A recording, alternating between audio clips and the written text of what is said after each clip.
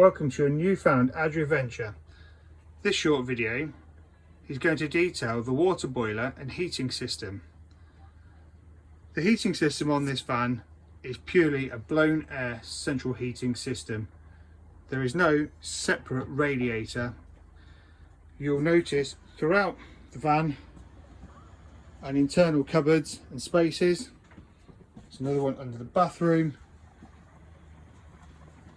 All throughout the van there is heating pipes. These heating pipes will distribute warm air rather rapidly around the van, keeping you nice and cozy, especially on those cold winter nights. The heating system operates from these two control panels located above the fridge. Quite simple to operate, and the heating system will run off both gas and two 40-volt mains. The current configuration is set to heat the water only because it's currently 23 degrees out here. So off the top dial, this is what function you wish. So the bottom button here, the bottom turn dial even, is heating your water to 60 degrees and central heating.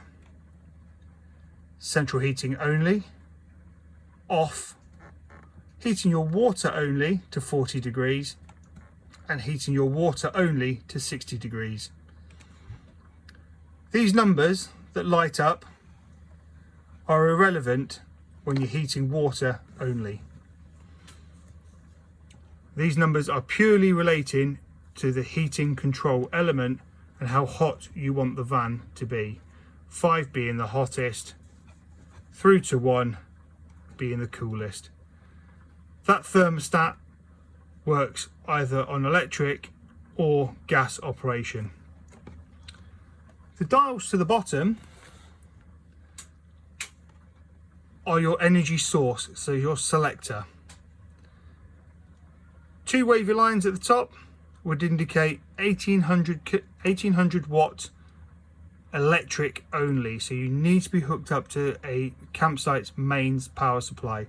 Please be aware that this will draw around 8 to 8.2 amps, which is quite a considerable amount of power when hooked up. Most sites in the UK operate up to 16 amps. You won't get any higher than that, so just bear that in mind if you then want to start running power through the electric sockets, as it will soon overload the system and you could find the feeder pillar at the campsite trip out.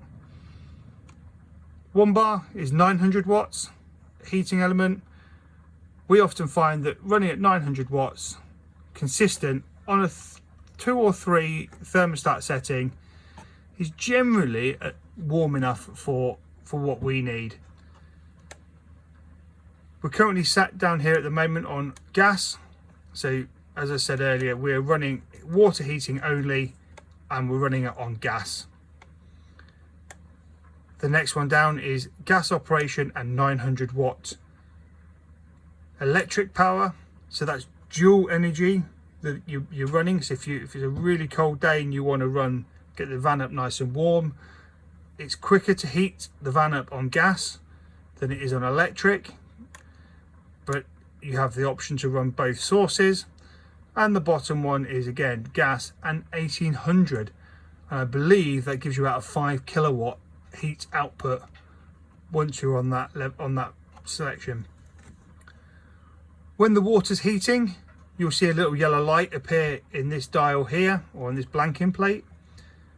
When the light goes off, the water is currently sat in the boiler at 60 degrees. If at any point you have an error, so I'm going to induce an error at the moment by turning it to electric, you'll get this red flashing light.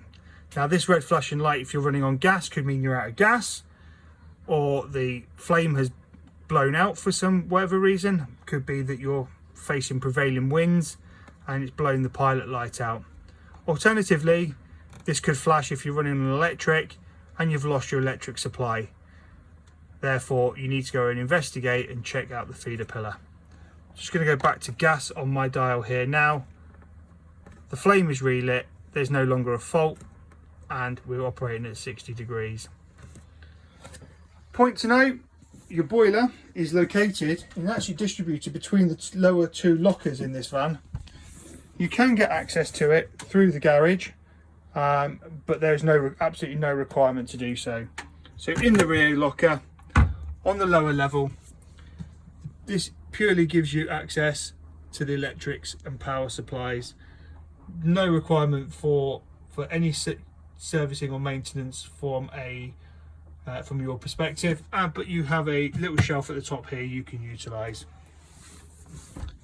Coming forwards into this locker, which is under the wardrobe, which is also where all the manuals are stored, is your primary controls. This is your water boiler and heat exchanger, nice and toasty. This element here is the piece that you need to be concerned about. With this, the valve in that direction, that is, the water is closed off, i.e. it's not going to tip overboard. The water is being heated in your boiler, ready to be fed through this pipe network through to the van, to the shower and the two sinks. If the outside temperature drops to below 3 degrees and you don't have the heating on, if this pipework in this box here detects that the temperature is below 3 degrees, what will happen is it will auto dump the water out of the boiler.